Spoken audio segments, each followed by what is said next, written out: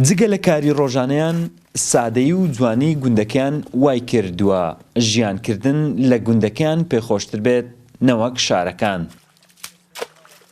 بەڵام خراپی ڕێگا وای کردووە لە کۆی 15 ماڵ تەنها 1 ماڵ لە وەرزی زستان لە گوندی مەمدیای سەر و ژیانی ڕۆژانەیان بەڕێ بکەن. ژیانی گوندمان پێخۆشترە لە ژیانی شار، بەڵام بەهۆی خراپی ڕێگاوانەکان ئێمە ناچارین گوند چۆڵ بکەین بچین بۆ شار.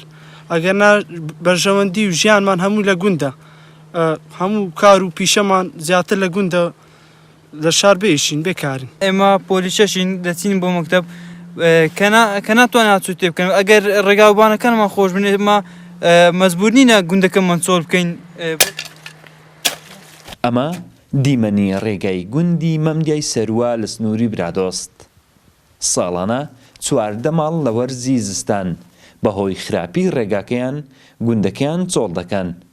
ئەوان داواکارن لەلایەنی پەیوەندیدار چارەسەری ڕێگاکەیان بۆ بکرێت. گوندی مەمدیان زیاتر لە 15 ماڵ دەبیت، بەڵام بەداخەو بەهۆی نەخۆشی ڕێگاکە مەزستانان 1 ماڵ ئەمینیتەوە.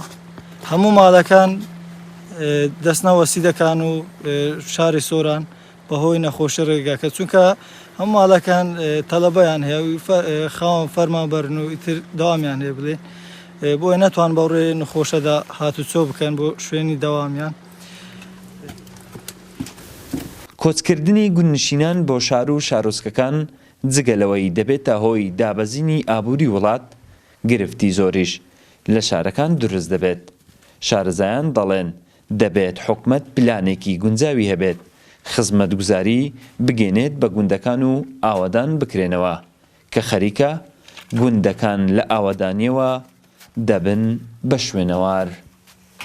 وڵات حەسەن، کورسات نیوز، برادۆست.